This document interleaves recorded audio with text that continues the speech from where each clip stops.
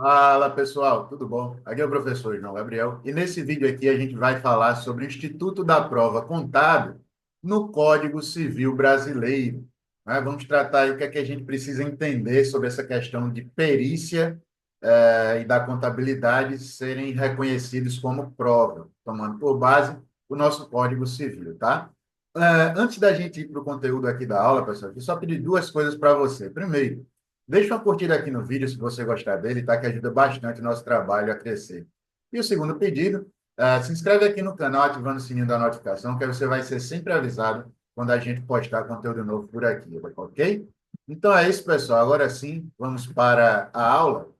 Só reforçando que essa aula aqui ela é baseada em parte em conteúdo do livro Perícia Contábil, do professor Antônio Lopes de Sá, 11ª edição, editora Gen Atlas, certo? Bom, para começar, pessoal, vamos falar da perícia como prova, né? Ela é considerada um instrumento de produção de prova para efeitos judiciais, pois no artigo 212 do Código Civil é dito o seguinte: ó, salvo o negócio que se impõe em forma especial, o fato jurídico pode ser provado mediante confissão, documento, testemunha, presunção e perícia. Então, temos cinco fontes de provas, não é, admitidas, basicamente, e a quinta delas é a perícia, a prova pericial, tá? E aí a gente vai comentar algumas coisas aqui, principalmente da prova pericial em relação às demais, né? A confissão, a testemunha e a presunção, tá? Isso porque suposições, alternativas, hipóteses, indícios, sinalizações, elas não são elementos suficientes para comprovar fatos relativos a transformações patrimoniais. Quando a gente tem esses casos de suposições, sinalizações, indícios, elas servem de subsídio para que a gente continue indo naquele caminho até que a gente encontre a realidade, tá?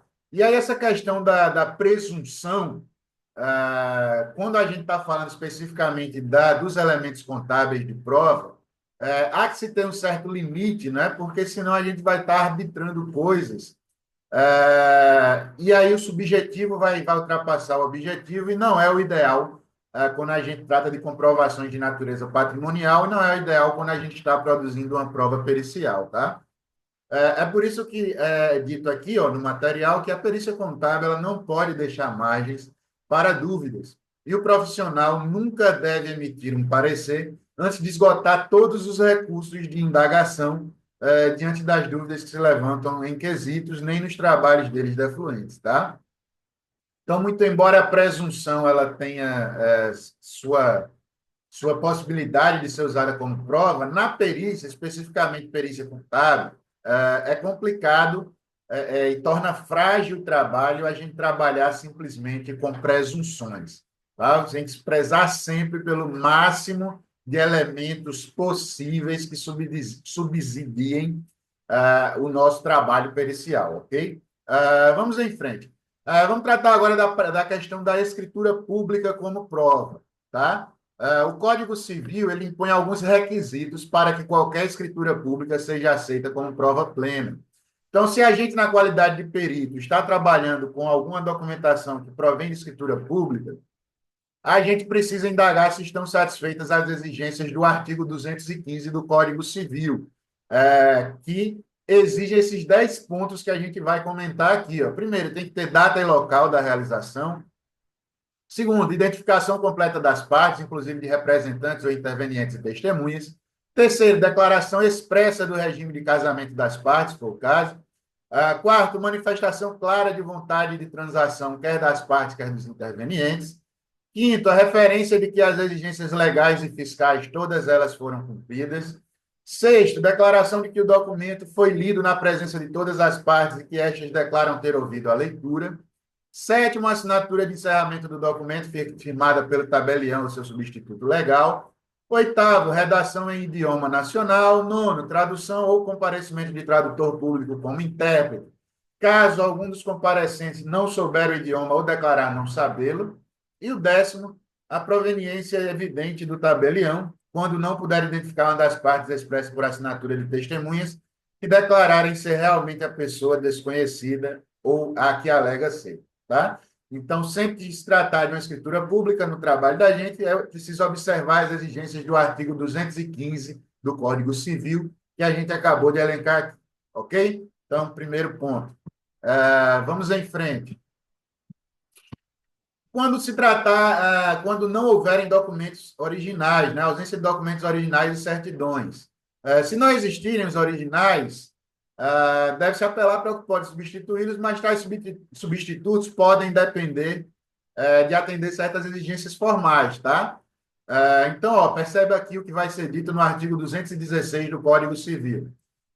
Farão a mesma prova que os originais, certidões textuais de qualquer peça judicial, do protocolo das audiências ou de qualquer outro livro a cargo do escrivão, sendo extraídos por ele ou sob a sua vigilância, que por ele subscritas, assim como os traslados de autos, quando por outro escrivão consertados. Ainda, artigo 217.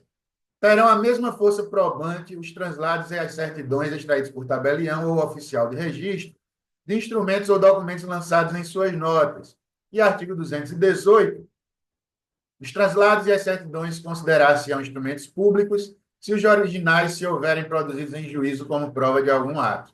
Então, ó, não existindo documento original, não satisfazendo cópias ou reproduções das exigências legais, né, mesmo que não se atenda a essas exigências de certidões, que a gente tratou aqui nesses 3 artigos do Código Civil, mas se o perito consegue comprovar que o fato realmente existiu, ainda que não se atenda a essas exigências do código, ele deve ressalvar seu laudo, né? Ele ressalve seu laudo, explicando que não há esse cumprimento das exigências, porém, para que seja fiel, né, ao princípio contábil da essência sobre a forma, ele deve considerar aquela questão, tá? Ainda que não se consiga as certidões, não é?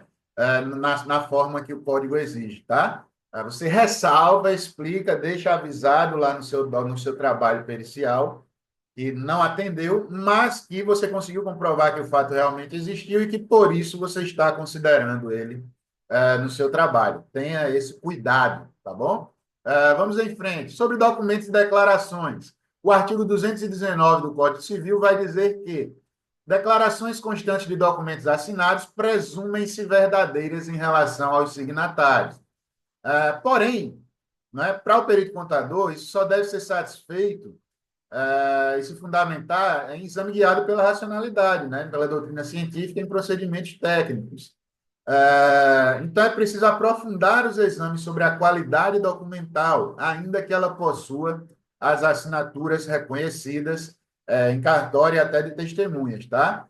A assinatura tem validade jurídica? Tem, né? Presume-se verdadeira. Mas a gente tem que analisar a qualidade desse documento, é isso que está sendo dito aqui, tá? E fundamente-se pela toda a doutrina, base científica e técnica que a gente tem. Até porque existe uma questão no artigo 219 do Código Civil que vai justamente dizer o seguinte: ó, não tendo relação direta, porém, com as disposições principais ou com a legitimidade das partes, as declarações enunciativas não eximem os interessados em sua veracidade ou do ônus de prová-la. Então, ou seja, o próprio artigo 219, né, vai deixar claro aí no parágrafo único que é preciso, se for o caso, evidenciar a verdade, né, e provar a verdade em cima daquilo que foi assinado, tá? Então, muito cuidado, não é qualquer assinou-se um documento e automaticamente ele está válido para todos os devidos fins. Isso aí presume-se, mas no trabalho é preciso olhar, no trabalho pericial, a qualidade documental, tá certo? Sobre os instrumentos particulares de provas perante terceiros. Se um documento, né, ele é relevante para que se avalie uma situação e precisa ter validade perante terceiros, não basta que seja assinado pelas partes nem esteja testemunhado.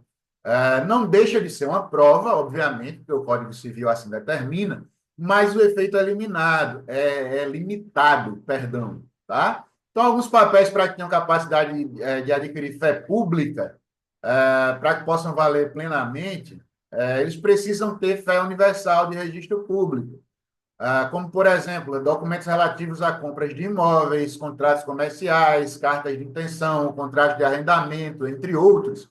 Não basta a assinatura pelas partes nem testemunha. Precisa ser tornado um registro público, como determina o artigo 221 do Código Civil, tá? Então, o que o contador visa é conhecer se os fatos registrados estão comprovados e, mesmo que não haja registro público, a validade pode ser aceita com a ressalva pertinente, normalmente, novamente, né?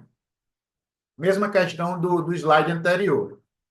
Ainda que um documento precise da fé pública, não é, conforme determina o Código Civil, se você entender que aquele fato existiu, ainda que não atenda-se ao que se exige, você leva ele em consideração, mas você pode levar ele em consideração, melhor colocando, mas colocando, fazendo essa ressalva pertinente de que os instrumentos não estão na forma que o Código Civil exige, tá? Mas, pela essência sobre a forma, né, se você conseguir identificar que o fato existiu, leve em consideração, mas não deixe de ressalvar esse ponto que é relevante, ok? Sobre telegramas, cópias e fotografias de documentos. O que é que a gente tem que entender? Né? Reproduções, sejam mecânicas, eletrônicas, filmes, gravações e fotos, são meios de comprovação, principalmente se sobre elas não recaírem contestação e se pertinentes ao que se requer como prova. Filmes, fotos, gravações, eles podem estar sujeitos a montagens. Só a gente precisa entender que adulterem a verdade, né? Debilitando ou até anulando a realidade. Se ninguém questiona aquelas fotos e reproduções, ok, menos complicado, tá? Mas a gente tem que entender que a gente não é especialista para provar aquela veracidade dos documentos, certo? Então, o contador ele deve usar muita cautela quando usar esses elementos, e na possibilidade de eliminar dúvidas, deve ressalvar que tomou aquelas provas como se fossem verdadeiras, tá? Já que não tomou conhecimento de nenhuma oposição a elas ou foi-lhe feitas qualquer advertência específica. Mas, se houverem feitas, né, se forem feitas, é preciso que se traga um especialista no assunto para tratar da veracidade ou não dos documentos, e só assim, então, a gente pode seguir o nosso trabalho, tá? Se não forem feitas nenhuma contestação, a gente ela realiza o nosso trabalho, mas fazendo as ressalvas que a gente já determinou aqui, tá? Se houver contestação, que se traga o profissional especializado em dizer se aquilo é verdadeiro ou não, primeiro, e depois só então a gente pode utilizar ou não aqueles materiais para fundamentar o nosso trabalho, certo? Sobre a escrita contábil especificamente, o artigo 226 do Código Civil, ele é claríssimo sobre o valor da prova da escrita contábil, tá? Requer, entretanto, né, subsídios que possam convalidar essa condição. Reforçada a possibilidade de ser a escrituração ilibida ou contestada. Não atribui, portanto, né, um valor absoluto e incontestável ao registro contábil por si só. Né? Então, vamos ver o que é que o artigo diz. Né? Preste atenção. Artigo 226, Código Civil. Os livros e fichas dos empresários e sociedades provam contra as pessoas a que pertencem e em seu favor, quando escriturados sem vício extrínseco ou intrínseco forem confirmados por outros subsídios. Parágrafo único. A prova restante dos livros e fichas não é bastante nos casos em que a lei exige escritura pública ou escrito particular revestido de requisitos especiais pode ser ilibida pela comprovação de falsidade ou inexatidão, perdão, dos lançamentos, tá? Então, o artigo 226 vai dizer que, óbvio, né, a escrituração contábil, ela tem prova, tem força de prova, contra ou a favor, desde que sem vícios, né? E aí você precisa confirmar isso através de outras fontes, ok? Ainda, né, se precisar de escrituração pública ou de requisitos especiais para escrito particular, também é preciso se confirmar essa questão para que se invalide a prova contábil, tá? Ainda sobre esse ponto, o perito, em sua tarefa, né, quando se referir à escrituração contábil, ele precisa observar o que para a lei tornou-se base, né? Então, temos alguns pontos a se observar para a escrituração contábil, e aí diversos são os elementos dos artigos do Código Civil. Primeiro, exige-se, né, livro diário ou de balanço patrimonial resultados, quando as fichas substituírem os diários, nas formas exigidas no artigo 1180 do Código Civil. Também, verificar registro do livro diário na junta comercial ou das fichas, quando utilizadas, tudo previamente, né, nos termos do artigo 1181 do Código Civil. Ainda, quando for o caso, livro de inventário, seu registro na junta comercial, nos termos do artigo 1065 do Código Civil. Verificar ainda a existência de um sistema de escrituração contábil que seja uniformemente alicerçado em documentação competente, nos termos do artigo 1179 do Código Civil. Então, a escrituração e a documentação que comprove a escrituração, tá? Quinto, levantamento obrigatório do balanço patrimonial e contas de lucros e perdas registradas ambos no diário, nos termos do artigo 1179 do Código Civil, ok? Ainda existe, né, e deve ser verificado, escrituração sem vícios manifestados por linhas em brancos, rasuras, emendas, registros em margens, seguindo-se a ordem cronológica em idioma e moeda nacional, exigência do artigo 1183 do Código Civil. 7. Avaliações realizadas na forma do artigo 1187. É que ele vai dizer como cada tipo de elemento contábil deve ser avaliado. Por exemplo, a método de custo de aquisição é uma das formas. Mas o artigo 1187 elenca todas as avaliações para cada tipo de elemento patrimonial. Então, verificar se está adequada ao artigo. Oitavo, balanço de apuração de lucros e perdas que exprimam com fidelidade e clareza a situação real da empresa, exigidas nos termos do artigo 1188 do Código Civil. E, por fim, a conservação e proteção de toda a escrituração, correspondência e demais papéis concernentes à atividade, por todo o prazo necessário, em consonância com os preceitos da prescrição e decadência. Isso nos termos do artigo 1194, que vai tratar desse ponto de prescrição e decadência, da conservação de todas essas documentações, tá? Então, você pode verificar isso no artigo 1194 do Código Civil. Então, todos esses pontos são necessários para a escrita contábil, tá? Então, percebe-se que a ênfase em registros, né, continua sendo dada ao livro contábil, pois o artigo 1180 ele vai dizer que, além dos demais livros exigidos por lei, ainda é indispensável o diário, que pode ser substituído por fichas no caso de escrituração mecanizada ou eletrônica, parágrafo único. A documentação de fichas não dispensa o uso do livro apropriado para o lançamento do balanço patrimonial e do resultado econômico. Complementa-se ainda o artigo 1185. O empresário ou sociedade empresária que adotar o sistema de fichas de lançamento poderá substituir o livro diário pelo livro de balancetes diários e de balanços, observadas as mesmas formalidades extrínsecas exigidas para aquele, tá? Então, a observação, né? O diário continua sendo aí o mais relevante de todos, podendo ser substituído por esse livro diário, né? Pelos livros de balancetes diários e de balanços, tá? É uma possibilidade permitida conforme o artigo 1185.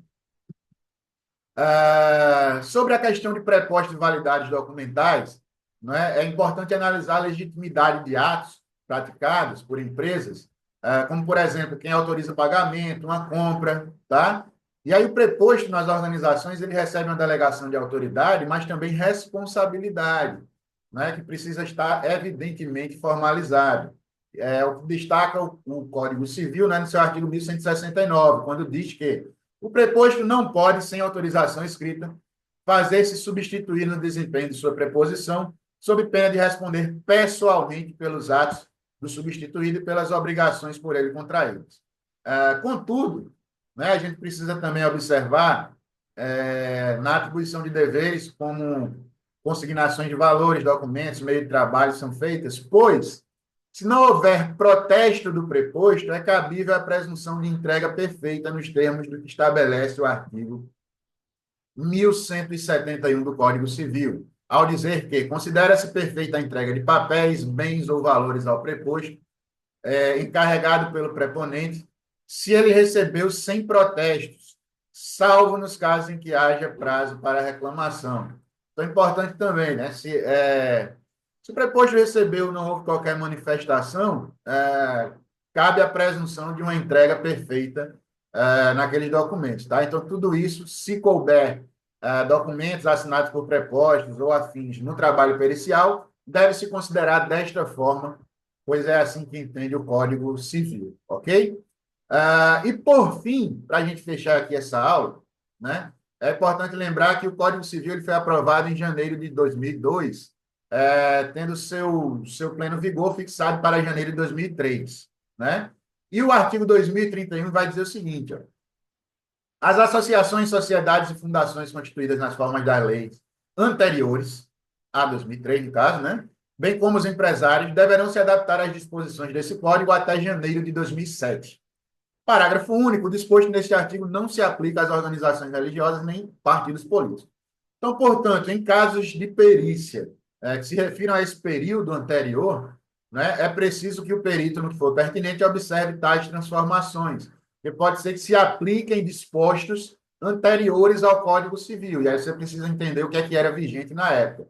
Já que existe esse período de vigor do Código Civil e período de adaptação de empresas que eram anteriores a ele, tá? Todavia, também é importante observar que as modificações de atos constitutivos das sociedades entraram imediatamente em vigor, quando realizadas, inclusive no que tange transformação, incorporação, cisão e fusão. Isso nos termos do artigo 2033 do Código Civil, tá? Então, essas modificações de atos constitutivos já passaram a ter vigor a partir do vigor do Código Civil, certo? Mas atenção a essas empresas que são anteriores, caso você analise alguma coisa dentro desse lapso temporal, prestar atenção se já valia o Código Civil ou se ainda não, ok? E é isso, tá, pessoal? Esses são os principais pontos aí do Instituto de Prova, contábil principalmente, né, no Código Civil, tá? Os cuidados que a gente tem que ter em relação a esses pontos, ok? Se você ficou aí com alguma dúvida ou quer comentar alguma coisa, comenta aqui abaixo, tá? Escreve aqui abaixo que a gente troca uma ideia, beleza? E no mais, muito obrigado por ter assistido aqui o vídeo até o final, ter acompanhado essa aula, tá? E vamos fechar aqui só reforçando aqueles dois pedidos do início.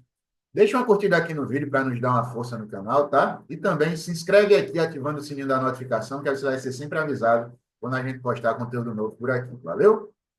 Um forte abraço e até o próximo vídeo.